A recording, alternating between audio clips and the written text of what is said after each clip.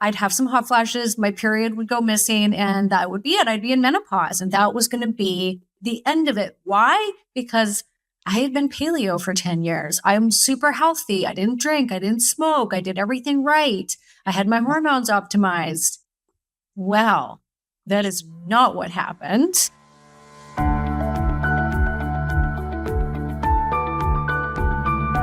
Welcome onto the podcast, Karen. How are you? I'm so good, Shivani. How are you?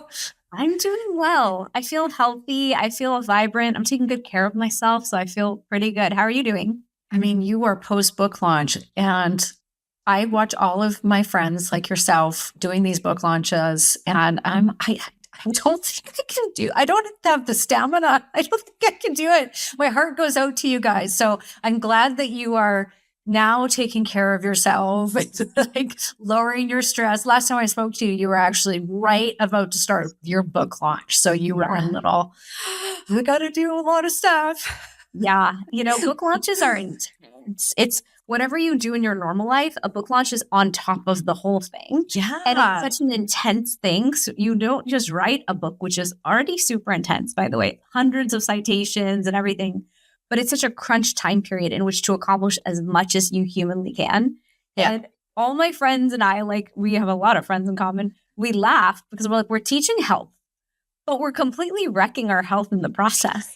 Knowing full well that the recovery plan is going to be pretty significant. So I'm on the recovery plan from the book launch now. And as I do everything, I'm just grateful that we know health so well. We can push right up to our boundaries and still maintain good foundational health, Yes. At least we have all the tricks of the trade. That's what I always think. I've got so many things in my toolbox to help support me. Exactly. Like PEMF, MAD, infrared. That's what I was going to say. Circadian rhythm, walking in nature. I red light, sauna. I'm going to do everything. Sleep well, invest. I took my own sleep gummies, whatever it takes to get through here healthy.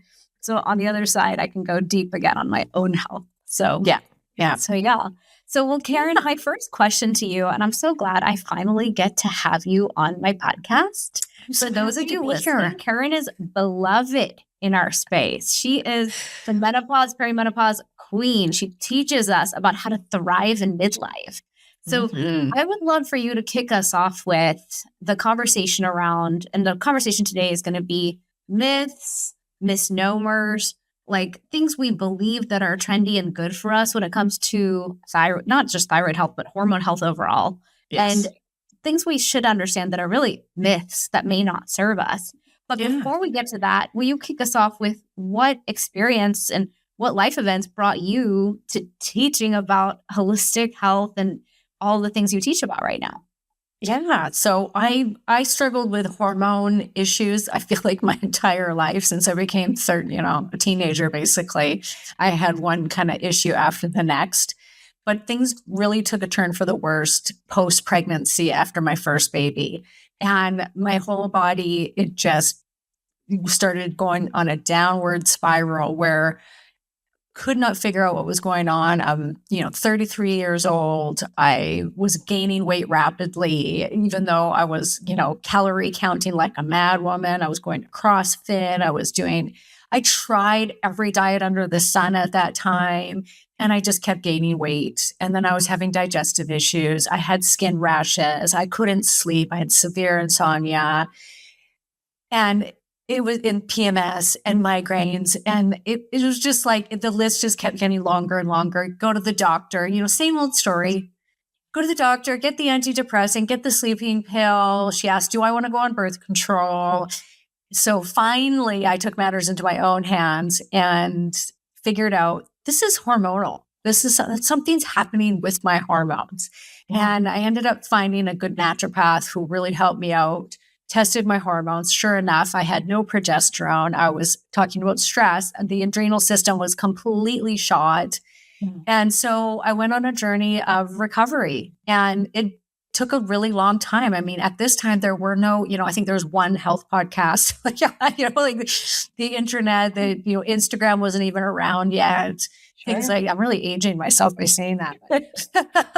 I remember when Facebook came out. I remember in college when it was for Ivy Leagues. Like I lived through that moment. So yeah, I mean, keep going. This is so fascinating. I went through the same journey. I had my first kid and I became a CrossFitter. All the things you're describing, I did. So Right. I'm like, This oh is my what we gosh. do as women. We're like, okay, well, I'm going to go do what's super trendy right now. And it was so frustrating because I don't know about you, but I remember looking around at all the other women that were in the class. Yeah. And they looked like they were doing CrossFit.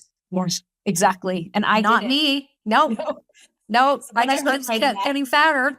Exactly. Me too. I was like, this is not working somehow. No. I'm like, why I'm don't not I getting look like muscular that? and I'm not losing the weight. No, I had like that layer of like just pus around me at all times. And, so eventually it probably took about a year of and illegally switching gears. I quit the CrossFit because I was doing everything wrong. I was starving myself and doing CrossFit, exactly what my body did not need, because that just made me gain more weight because my body was like, oh, well, now you're starving and you're working out and burning all these calories and you're completely stressed out. Your cortisol's tanked. We're just going to keep the fat on your body. Correct. And no time to get pregnant. So let's just lower all the hormone levels and mess with your thyroid and your progesterone and everything. And so eventually I got it figured out. And part of that was figuring out how to eat for me and my body, which was paleo at the time. And so I lost the weight. I recovered from all of these issues and was doing really well and decided, you know what, I'm going to go into this as a living, because I thought there's got to be more women like me who are doing everything right, very health conscious, and yet are still gaining weight and having hormonal weight loss resistance. And I started my own practice. I was extremely successful with it. It was flourishing. It was 10 years went by and I'm doing super well. And then I was at the time, if someone had asked me, well, what do you think your perimenopause or menopause is going to be like? I would have thought, well, it's not going to happen till I'm 50. Mm-hmm. And I'd have some hot flashes. My period would go missing and that would be it. I'd be in menopause and that was going to be the end of it. Why? Because I had been paleo for 10 years. I'm super healthy. I didn't drink. I didn't smoke. I did everything right. I had my hormones optimized. Well, that is not what happened. And almost the same thing kind of repeated itself. Had the second baby, couple years went by, I just couldn't get the baby weight off. Then I started to have all these symptoms. And then I was put on the wrong thyroid medication and I went into early menopause. I started losing my period at 42, hot flashing, night sweats, lost my libido, was super depressed, anxiety ridden, insomnia again, had all the symptoms that I think a woman could have with perimenopause and menopause. Yeah. And was like, are you kidding me? But then the whole thing kind of repeated itself. It was like, why are we being told this? And why is it that even though I'm doing everything right, I had my hormones optimized, I felt amazing, I was eating right for my body and exercising and prioritizing protein and lifting weights. Why did I just gain 15 pounds in 2 months? How was that even possible? And it's insane. It is. And I was so mad. I was so mad at the health world that we weren't being taught any of this.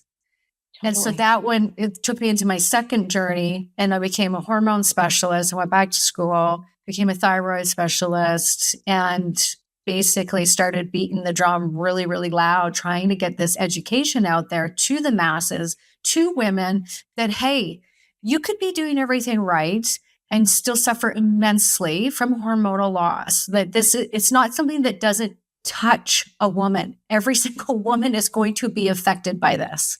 It doesn't matter, even if you don't have outward symptoms. You may never have a hot flash. You may never gain an extra pound. But the damaging effects, and yes, it's damaging, effects of hormonal loss will happen to every single woman unless she does something about it. And there's hormone replacement therapy. There's other things that you can do about it, but we need this education. And right now, we're here, we're going to talk today about a lot of the myths that are going around, the misinformation, etc. Because in our world, Shivani, it seems like perimenopause and menopause is everywhere and everybody's talking about it. And it's like become the trend. But actually, it's only moved from 4 to 7% of women in North America are on HRT. Wow. So that's 93% of women in menopause are not using HRT. That's bad. And there's still, I can't tell you every single day, if just out and about in my normal life, if I tell somebody what it is that I do. I was just at the store the other day, and the woman that worked at the store, I was picking up a package. She's like, "What do you do?" And so I'm telling her what I do for a living. And she's like, "Oh, well, I'm in menopause. Is this what's happening to me?" She's like, "Is this why I'm gaining weight and why I'm," and I'm like, yes. Yes. So we still don't know. We don't know. And then if you are in this world and you're listening to podcasts and you're on social media and you're in the menopause, perimenopause world, there's so much coming at us, and a lot of it's conflicting advice, and the women are getting frustrated with it. And going, okay, I get it. Yes, hormones are safe, but when do I start? What do I do? Tell me what to do. Just tell me what to do. And then they go and do it. And then they're like, oh, well, I still don't feel good. Why? And it's a powerful moment.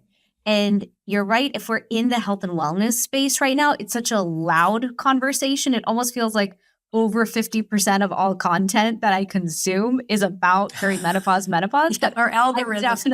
I'm the avatar. I'm 45. So of course, since it's an interesting topic to me, it's 90% of what I'm seeing online, or 50%.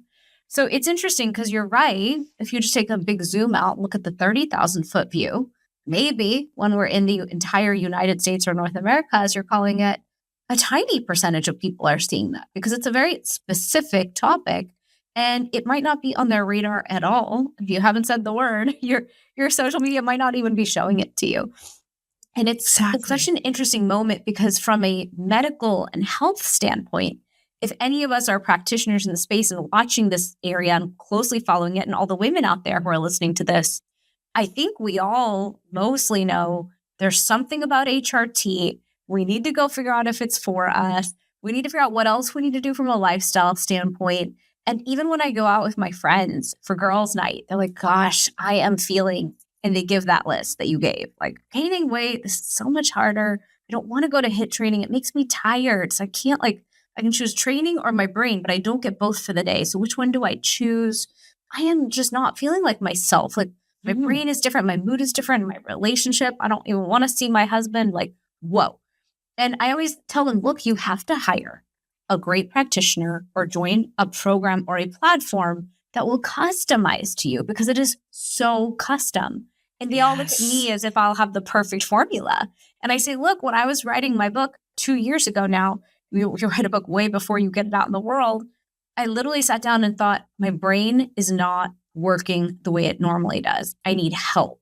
And I hired an amazing practitioner. She's been on my podcast. We did the whole thing. I signed up for the whole thing. I was like, just fix me. Like you said, fix me. I don't have time for this.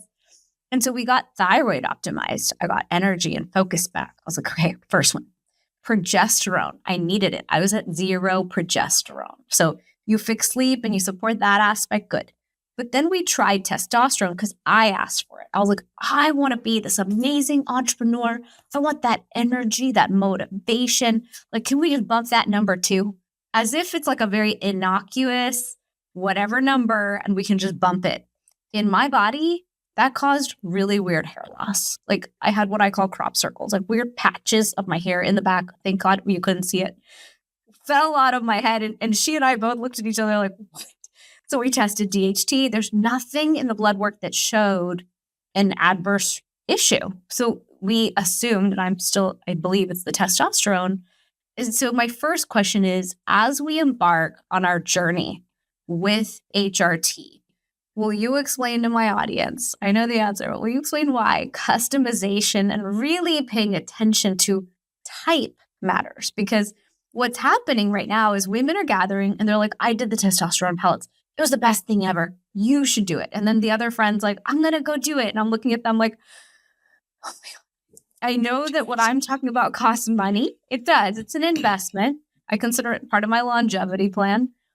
But to do it quick and fast, just through primary care, because primary care is offering pellets, doesn't mean that's the good idea plan here. So will you kind of break that down for the audience? Because I feel like so many women are so confused on this. They really are. And there is a subset of women who go, like you just said, they'll go to a pellet clinic or just go get some HRT from their doctor. They slap it on. Everything's great. They feel amazing. They're optimized and on they go. But I would say that's the minority.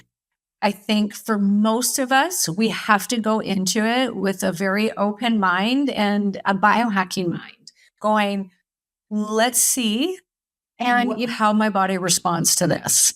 And you start low and you start slow. And that's not where you end up, because that's not optimization. But you need to start with a type of HRT that you can, basically titrate or decrease the dose. You want to be able to very easily change the amount you're using. Pellets, you can't. Pellets go in, they don't come out. They dissolve over 3 months. And so if you have a bad reaction, imagine, Shivani, had you done pellets, you would be bald. 100% you would be bald, because your levels of testosterone when you're on pellets skyrocket your first month. I have seen the labs, it's hundreds. So women generally, normal testosterone levels in a fertile woman that's in her 20s or 30s is usually anywhere between 20 to 50 and total testosterone.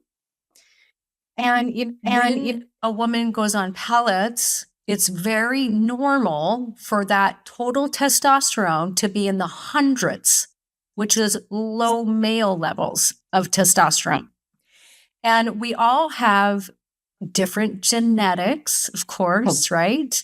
So for you, for instance, you may have a problem with metabolizing the androgens. So you might not be a high converter into DHT, which is the stronger form of testosterone, which can cause the hair loss.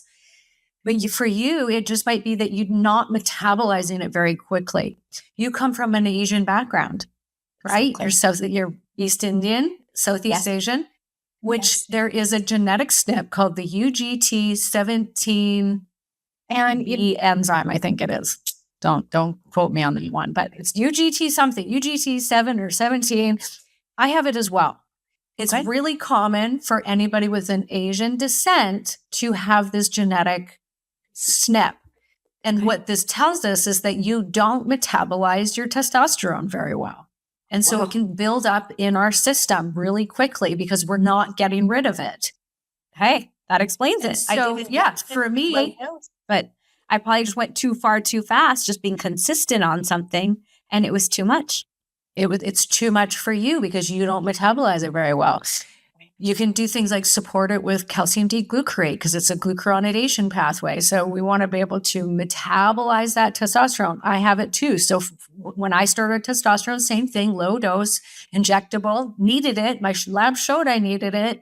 And within 3 weeks, I looked like I was a teenager with acne all over my face and was starting to lose my hair. Oh my gosh. And put on water retention. So I was gaining weight. And imagine had I done pellets. And I've had many patients in my practice who have said to me, I tried pellets. I blew up. I gained 10, 20 pounds. I had acne all over my face. I was losing my hair. I had an enlarged clitoris. My voice started to deepen, and I couldn't get them out for 3 months. Wow. You're just stuck in that position. Not the choice, the first choice, people. We don't want to jump into pellets when we've never used hormone replacement therapy before. You want something that you can manipulate the dose with. So cream, injection, gels, that's where you want to start. Makes sense. And I went to acupuncture today and I saw Kim Marone. She's a local practitioner who's super beloved. And she's functional medicine, Chinese medicine. And so I was talking to her and she goes, Shivani, this week, just so you know, everyone has shown up in my practice. They all want vaginal estrogen. 10 people have asked me for it, asked me my opinion, because they heard it on the Mel Robbins podcast today.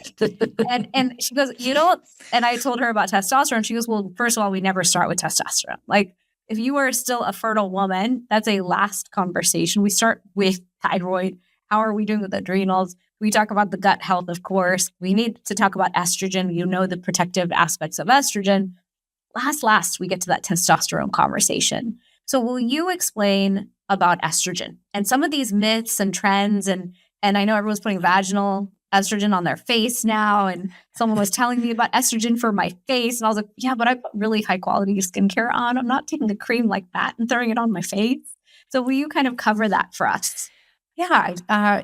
And because most practitioners, some of them are more than willing to give progesterone to a woman in perimenopause. If you're going to a functional practitioner, for sure, a hormone clinic, right? It's like, here's your progesterone, no problem. And progesterone is really tolerable. And it's almost the same dose for everybody. Like we don't really mess with that too much because we just see a standard that works well for the majority of women. And so that's either an oral progesterone that's between 100 to 200 milligrams and or the progesterone cream or oil transdermal, which does work. Some people say it doesn't, but it does. And it is way more tolerable for the masses than actual oral progesterone is. Oral progesterone, a lot of women are hypersensitive to the metabolites that oral progesterone causes. Because when you swallow it, you create a lot of these metabolites that affect the brain. And some women, they take oral progesterone and they feel super depressed. They get really weepy or super fatigued, can't get their, head together in the morning after taking it. They're just in the fog. That's telling you that you're sensitive to the progesterone and you want to switch to a transdermal progesterone. And so that is given. Yeah, go ahead. I'm going to interrupt you. I'm so glad you kicked us off with progesterone, and we'll go back to estrogen. With progesterone, I'm taking oral progesterone. And the team I worked with said, you can take it for these 2 weeks of your cycle. And I said, just, I don't keep track of everything so well. I just take it every day and I get great sleep. And they're like, in your case, that's fine because you are zero progesterone. You're tolerating it well. We have no problem with that. We have followed, certain practitioners online who say that that's fine. And then I do have a close friend. I shouldn't put my friends out there on the internet. I have a good friend who did take oral progesterone. And it made her so groggy and sleepy she couldn't take it. And I was like, no, you have to take it. It's a game changer. And so I appreciate that you're highlighting that transdermal works because we're so used to the idea in skincare that like, okay, I bought this fancy cream, but did it do anything? Should I just buy oil of Olay at the drugstore? Am I overpaying for it? But we kind of somehow have a doubt about cream. And so we highlight that as well, because I have both. I have the oral, and then I'm so generally in my blood work, zero progesterone, high estrogen, that we're trying to put topical progesterone on top, calibrated through skin to add on top of the dosage, because 2 pills makes me really sleepy. And so oral can be hard because it's like 100 or 200. And if 200 is too much, that's how you kind of meet yourself in the middle. Yeah. And we lose about 80% of the oral. So that's why it's in such a higher dose than transdermal progesterone is. So 100 milligrams, you're going to get about 20 milligrams of actual progesterone. And then you're going to get more of those metabolites, the allopregnanolone metabolites that act on the GABA receptors of the brain. And for some women, that's too much sedation, right? So GABA helps induce sleep. It's very anti-anxiety, very calming. And so we can have a sensitivity to it that it exaggerates all of that for us. I'm one of them. I cannot tolerate oral progesterone. Okay. And so transdermal, because it's on the in the tissues, for some reason, it doesn't get picked up in blood work. A lot of oral doesn't either. So going by labs when it comes to progesterone is actually a bad idea. You can, in the beginning, for sure, test for it, but don't rely on those to be accurate moving forward when you're on progesterone HRT, because a lot of women, it won't show up in their blood work. But transdermal, it's very concentrated in the tissues. If you were to do blood spot or a saliva test, you'd see it. It would actually overshow in those markers.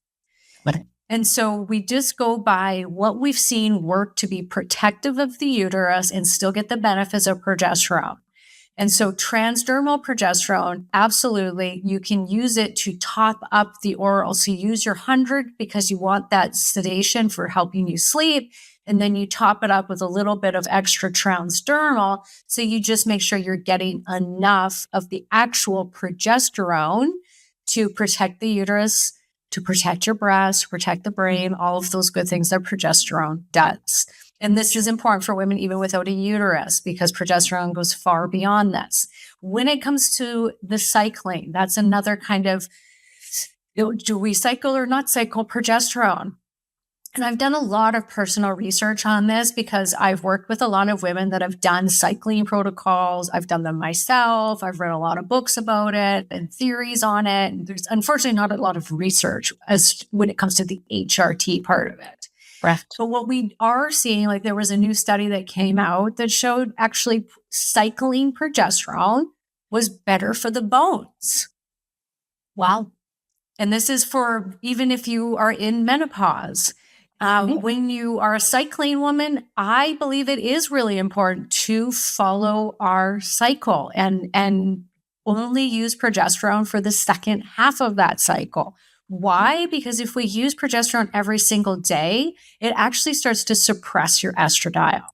And we want to, at this age, at your age, Shivani, you want to hold on to every drop of estrogen you possibly can. Oh, absolutely.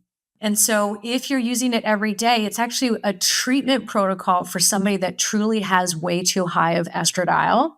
Let's say it's like not just estrogen dominant in the sense of you don't have progesterone, but normal levels estrogen. Okay. In the sense of their estradiol is actually at the very high end or over range. Okay. You can use high doses of progesterone every day and you can watch that estrogen start coming down. So my free way of getting estrogen, which is what I'm asking my doctors to give me, is just to cycle my progesterone. And you can cycle your progesterone and maybe you need to put in a little bit of estrogen to help you sleep. It's not all progesterone. We do need estrogen for sleep as well. So as you're kind of coming into your late 40s, you're going to have to start really paying attention to your FSH and your estradiol numbers and start topping that up so that your sleep doesn't get affected. The whole cycle. Okay. But cycling, we also, estrogen has this peak on day 12 that's really important. And this causes this rebound effect with a tumor suppressing gene.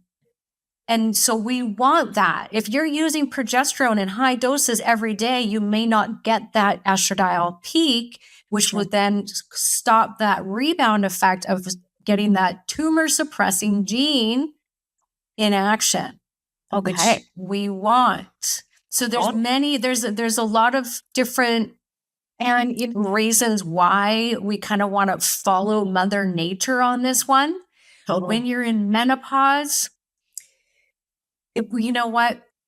And I still think we should cycle at least somewhat, like even if it's 3 weeks on, 1 week off. However, everybody's an individual. And I do see in menopausal women that take progesterone every day. And as long as they're making sure their estrogen's optimized, they flourish for indefinitely. So then it tells me, okay, well, this obviously works. It's not harming them. Correct. And I love that. I mean, I think it's so important that we look at the person in front of us and what is needed for them and what is it that's working in this 1, 2, 3, 4 year period with them. And then we adjust accordingly. If I hit menopause and I cannot sleep without progesterone, I will be taking it daily. I'm not absolutely because that's more important. Yes, yeah, exactly. So I can totally it's true. Yeah, it's a big deal. All right, perfect. Well, I have learned so much already from this episode that I'm going to apply to myself. Thank you. For my listener, I really want you to pay attention here. I think Karen Martel is such an incredible expert on this topic. And one thing you should be getting is nuanced. It's personal. It's based on your numbers and you shift. I have to say 45 is way harder than 40 was. I thought 40 was like such a whirlwind. And now at 45, I'm like, wow, you really we have these like marker, these age that just it's so common to have between 38 and 40. That's the first one that we see. Then it's 45 and then it's 50. And the 45, now estrogen comes into that picture. And this is another thing that there's some myths about is this, when do we start estrogen? Because estrogen starts to go on a bit of a wild ride in our 40s. And so 1 month you may have high levels of estradiol, and then the next month it goes low. And this is because your brain is starting to pick up that you're not producing estrogen as often, you're not ovulating as often. And so your brain starts to tell your ovaries, it starts to scream at them, make more estrogen, ovulate. And so it will ignore it. That signal will get higher and higher. And you'll see that in a woman's follicular stimulating hormone. And you'll see it start going up, up, up. And then suddenly she gets a surge. It's like suddenly the ovaries listen and they get this surge of estrogen. And then it goes back up. So, 1 month you're missing a period. The next month you're bleeding out. So you're like, I don't know what to do. Like I'm getting hot flashes sometimes I'm not. What do I do? But I'm starting to gain weight. My blood sugar is changing. My labs are changing because we see this across most women as well during this time. High cholesterol, high blood sugar without changing anything in their diet or exercise regime. And so a lot of practitioners will say, well, don't use estrogen until you're in menopause. And they won't give it until a woman is technically in menopause without a period.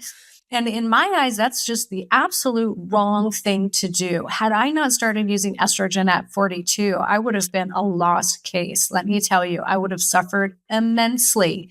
Putting in a low dose of estradiol during the beginning phases of the estrogen roller coaster ride can actually help the roller coaster not to be so intense because your body goes, oh, there's estrogen. I don't need to start screaming and the ovaries. So you don't get the wild surges anymore. You get a nice, because you have this nice static dose in the background, the body doesn't have to do that. Nice. And you can ward off a lot of what's going to come down the pipeline because the majority of like the weight gain and the perimenopausal stuff, this is in our 40s. This is when it's the worst. This is when the emotional instability is the worst, the fatigue, the weight gain, the joint pain, all the things that can happen in perimenopause. There's like 100 different known symptoms. No, it's perimenopause. So why are we telling women, you got to wait. You got to wait till you have no period at all before I'm going to treat you. That makes no sense. It's like saying to the hypothyroid patient, we're going to wait till you actually have no thyroid. We don't care that it's low. You can't get it until you have none. And that's not the way we treat people. Yeah. So why do we do that with estrogen? Because there is still an underlying fear around estrogen. Correct. Which you would think at this point there wouldn't be because of all of the noise out there saying, hey, actually, estrogen's safe. Estrogen's breast protective. It's not going to cause breast cancer. Never did in our, no one worried about it in your fertile years when your estrogen was through the roof. So why are we so afraid of it now? Yeah, it just makes no sense. It's like a societal level programming. I think I was born in 1980. So the 80s were a time of like, no fat. Just never eat fat. And that programming was so ingrained that although in the 2000s, we debunked it, we said sugar is the problem, not fat.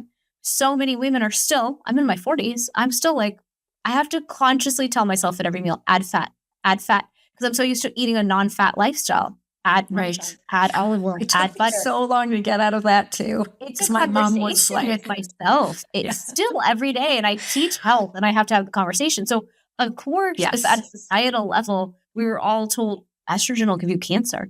And then it took, women coming out who were completely blasted for, I think it was Suzanne Summers, who said, actually, estrogen's amazing, you guys. And we all thought she was crazy. And now we're having a moment where we're like, oh my gosh, it's protective of our bones. I'm watching all of Lisa Mosconi's work, Alzheimer's, brain health. I mean, across the board, we need it. So I'm already raising the alarm to my doctor team. I'm like, can you test me in whatever way you need to? Because I need to be protected from those things coming down the pipeline. We need to figure this out, guys. Yeah. And I think it's so unattainable sometimes. A lot of my friends are like, my insurance-based doctor is not going to do this for me. they've already No. said no. They're Yeah. waiting until I'm in menopause. Yeah. And, when we look at estradiol numbers on labs, that can be so confusing too, because the ranges are so wide. It's like if you're from 40 to 300, you're good. And every one of us, once again, an individual, some of us are more estrogenic in nature. I am. You are. We're curvy. We got breasts. Yeah. We love, our bodies like estrogen. So for me, if mine even just goes down a little bit, which to any doctor would look totally normal and in range, that's not good for me. And I start getting the symptoms of estrogen loss. So go by how you're feeling. If you're starting to get the symptoms of low estrogen, but your labs look normal, once again, biohack it, people. Like, that's the beauty of hormones is you'll notice very quickly within a couple of days to a week, if it's not good for you and it's not, you'll start to get the symptoms of, okay, this is too much. And literally you can stop those hormones and it's out of your system in 24 hours. Wow. Like you're not damaging anything. You're not going to wreck your system by doing that. It's just simply, our hormones are going up and down all day long, every day, month to month, day to day, hour to hour. So to suddenly change the amount is not going to harm you. So you can just go, oh, well, that didn't work. Stop. And it's not a pellet. We don't have to worry about that. So sure. But getting on estrogen in perimenopause, I think is crucial. I just interviewed somebody on my podcast that does glycan age testing. Okay. And so glycan age testing, you're testing the how fast are you aging on the inside? So your biological aging. Chronological aging is how many years you've been here on Earth. And what she told me, she's been doing this for a really long time. Her dad was in this industry for 20 years, and now she's taken over the company. And she said they've done lots and lots of research, and they did this really big research on 2,000 female twins, and they followed them over a number of years. And she said what we saw was shocking. She said we couldn't believe what we discovered. And she said women in perimenopause. And she said it was so funny because we had all assumed these women were in menopause because of what we saw on the glycan age testing. Sure. And she said, and then we realized that these women all still had a cycle. And she said what we saw was in early perimenopause, women would start to rapidly age on the inside. And she said by the time they got to menopause, she said they were aging on average 9 years older than their chronological age.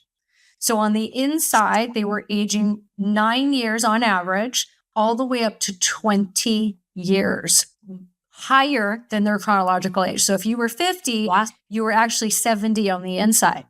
And she said it was so strange that this was happening. And they were just starting to lose their hormones. That's when it began.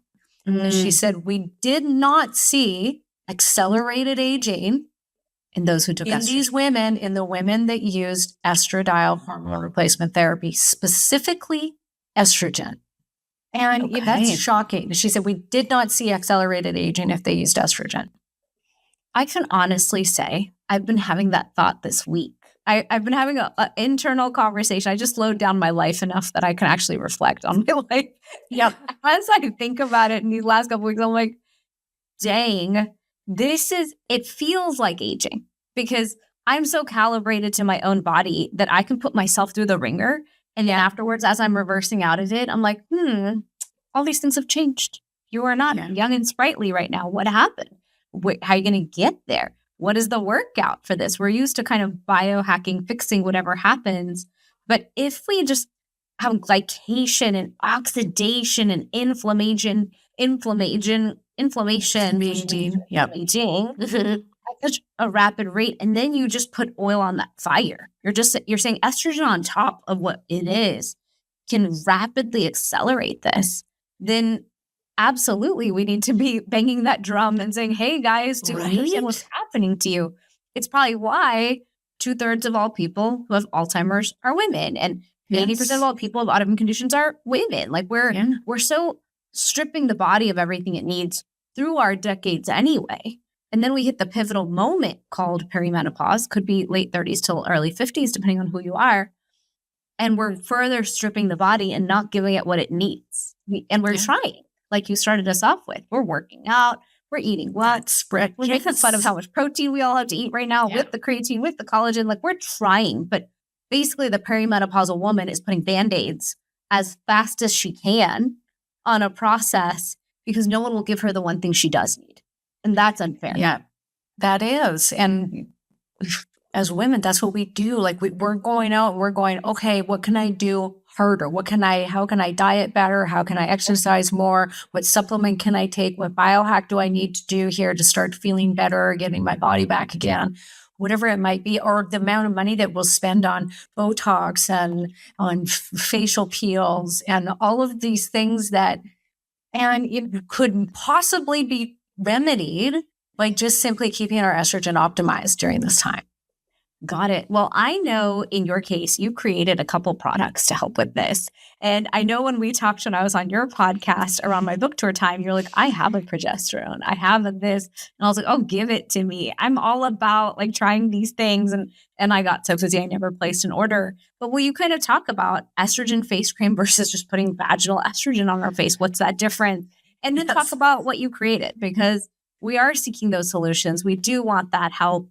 And I like that you kind of said, look, it's going to be based on your symptoms anyway. So sometimes we need to just empower you to have the tools and you get to self-test, self-try. Like, how great is that? Yes. And I found out like years and years ago that you can purchase estrogen and progesterone, transdermal creams and oils over the counter in the United States. And so I started using those because nobody was going to treat me with hormones when I was in my early 40s. And so I started treating myself. And I'm not giving medical advice here, people. But after being in this industry for as long as I've been in and saw how many women were not getting the help that they needed and were getting denied hormones from their doctors, I was like, that's it. I'm going to create my own line of over-the-counter hormone creams and oils. And I did it just kind of on a whim, thinking I'm just going to do this for the clients that I have personally so they have access to this. And it, of course, just blew up, right? My face cream is like known in the functional world as like the most amazing face cream you can purchase. Like it's so nice. The JJ Virgin like came knocking down my door, literally going, "You're the woman that's making estrogen face cream. I've been searching for this." And I'm like, great. That's awesome. Yeah, so I'll take that endorsement. Thank you very much. Yeah. So we created our own line of we've got a estrogen face cream that's a concentrated estriol that you can put on your face. It's for women over the age, I would say, of 45, unless you are going through an earlier menopause or your estrogen is low, because it is concentrated. If you use enough of it, it will raise your levels a little bit systemically. If you use just one pump a day, you're probably not going to notice a difference in blood levels. So that one, face, neck, chest, amazing. You can use it systemically if you're needing estrogen replacement. It's classified as a cosmetic, but the hormones that I use in the products are USP grade hormones coming from a pharmaceutical company. So they are the same hormone grade that you get in a medication, so like a prescription medication. So, and then without any of the junk in it, of course, there's no parabens, no synthetic anything. It's all really clean ingredients. And then we've got an estrogen oil for women that just want to titrate a little bit slower or really be able to manipulate their dose and find what's going to work for them. And then they can do really small doses or they can increase it to a higher dose. We've got progesterone cream, same thing. It's just a nice transdermal cream. And then I got this is the only one on the market that I've ever, I'm unique to this one, is a progesterone melatonin oil. Ooh, sleep support. Because so many women can't take oral, and the oral is better for sleep than transdermal. Transdermal helps with sleep too, but oral's even better because of all the metabolites that it causes. You do get some of the metabolites still with transdermal. It's just not as potent. And so I thought, I need something in there that's also going to help women to sleep through the night. And transdermal melatonin works better than oral melatonin for consistency of releasing into the system very slowly throughout the night. And we start losing our melatonin in menopause, and it's our biggest antioxidant in the body, very breast protective. So we see that women that keep their melatonin up, they have less breast cancer. Same with testosterone, just FYI. So higher the testosterone, the less chance that you're going to develop breast cancer, which I thought was very fascinating. And it's even being treated, sorry to go off on this. This is just so fascinating to me. They've treated breast cancer tumors with testosterone pellets, where they insert the pellet inside the tumor and it shrunk the tumor by 50% within 3 months. Wow. And weird. Crazy. I love it. There needs more research, but still it's very promising, very fascinating. Okay, so progesterone, melatonin, and then I also have the vaginal moisturizer because women were starting to use my cream, the face cream, also on their vagina. And so then I'm like, okay, I need to make something that's actually built for the vagina tissue, that it doesn't have any junk in it. And so we've got estradiol and DHEA in it. And it's called Velvet V because it's very velvety, and who doesn't want a velvet vagina, right? So that's actually becoming one of our fastest and biggest sellers. The estrogen face creams are number one, but the Velvet V is a close second. This may even overtake it. So all of it, all over the counter. We've got a line of supplements that's going to be coming out in the next month as well. Just more support because obviously the women want it. Yeah. And so we're putting it out there, and it works really well. And we've got a coupon code for all of your listeners. So if you guys want to try it, Dr. Shivani, and you get 10% off your first order. All your orders. So it doesn't expire. And what's the website? And KarenMartel.com. And the shop is on midlifesolutions.org, but you can just get through it through KarenMartel.com. That's easier to remember. Awesome. I'm so excited about that. I'm so glad you combined the melatonin as a slow release solution with the progesterone, because you're right. I know a percentage of women who cannot take the oral progesterone, and that additional sleep benefit might benefit. It works so well. And then I love this estrogen face cream. I don't know how I'm the only one in the functional space who didn't hear about it, but I'm in. Okay, so let me just quickly tell you just the research on that, because it's fascinating, and I definitely see it in my own face, and I see it and I hear it. Like, you can go on to my site and see all the reviews. I'm not the only one that thinks this is amazing. We have hundreds of 5-star reviews on these products. But in the research, it showed that women that use topical estradiol and estriol on their face within 3 months, their pore size shrunk from 60 to 100%. Their wrinkle depth decreased, and collagen 3 increased. Wow. And so you will notice a difference. And I started using estrogen on my face because I noticed my pore size changing. And I suddenly had these great big pores. It looked like I had all these like mini little blackheads. And I was like, what is happening? And as long as I use my estrogen face cream, they don't come back. If I start to skip and I don't take it for a while, I start to see them enlarge again. Wow. Yeah. I wonder if a few decades from now, we're going to look back at the 2000s, the late 1900s, as my children call it. They're like, you were born in the 1900s. I'm like, I know. So old. I'm so old. And I'm like, so, in my sector, they all think I'm young and so cool. But okay, you can think that. It's fine. So I'm going to be 50 in a couple weeks, which I think is very strange. Yeah, it's strange. Like when you teach health and you feel so good because you know how to feel so good, it's the numbers are kind of weird. You're like, how can I be that? I wear it like a badge. I'm like, look at me, I'm 50. I'm doing everything right. My glycan age said I was 46. When people say I look young, I go, yeah, it's my turmeric. Yeah, it's exactly. Which I took this morning as well. I'm a big believer in the turmeric. Turmeric is doing its job. But I just wonder if we'll look back and realize that women in their 40s, through these decades, were investing so heavily on every Band-Aid. I like the word Band-Aid for this, that they could find. I know when I've gone to get facials, I'm like, what else can we do? I got to stay young here. When it comes to our energy, all these things, like so much industry is exploding around wellness. And the main avatar, the main customer they want is the midlife woman, because the midlife woman has money and she has the need. She's like, I need help. Who can help me? And what if it was as simple as basic optimization around what you've created? And if you can't get a doctor who will listen to you, which is so common, it's so common. I get this question all the time. Who can I go to who will prescribe? Even my own functional medicine doctor, I went and she didn't give me progesterone. And I was like, are you kidding? Like, I came asking. It's showing to be true. You can't even prescribe this. This doesn't make sense. They always want full mammogram and all these things. And I'm like, I'm not giving you an annual mammogram for progesterone, you guys. That's No. and no history that deems that to be necessary right now. I'm 40. I'm just asking for this little bump. And so I love that you've taken the power and given it back to the woman and said, let me show you how this can help you. And let me show you how to watch your own symptoms. And so I know you've shared with me in the past, you have a group program. Is that one of the best ways for women to come in and say, okay, I'm ready to work on this?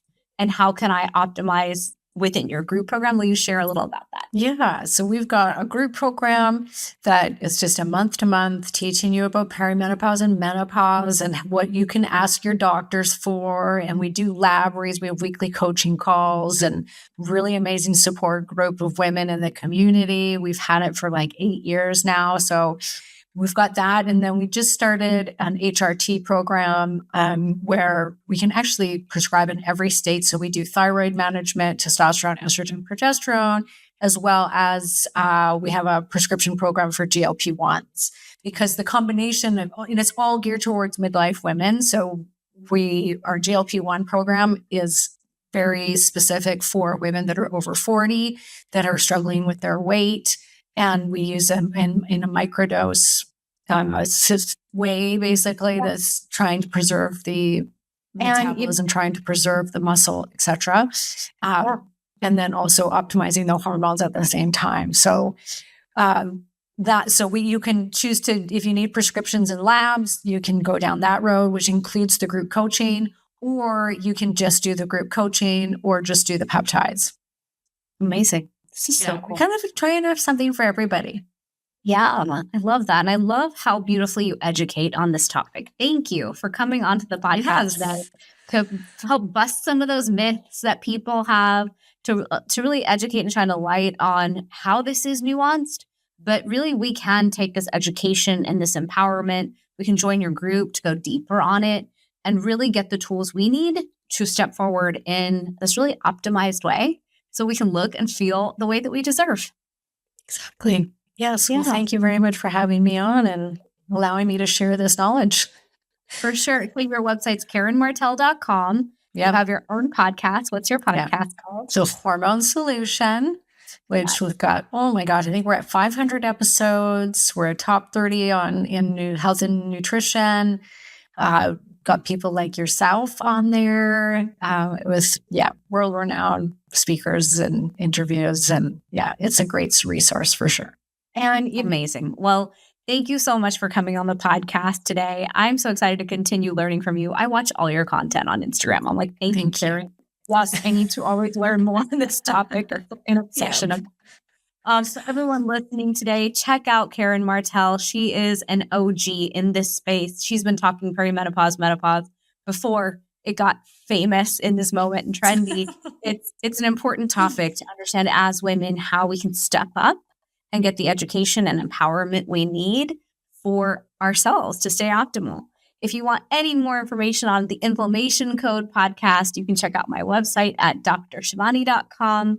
And I cannot wait to see you guys next week on the podcast. See you soon.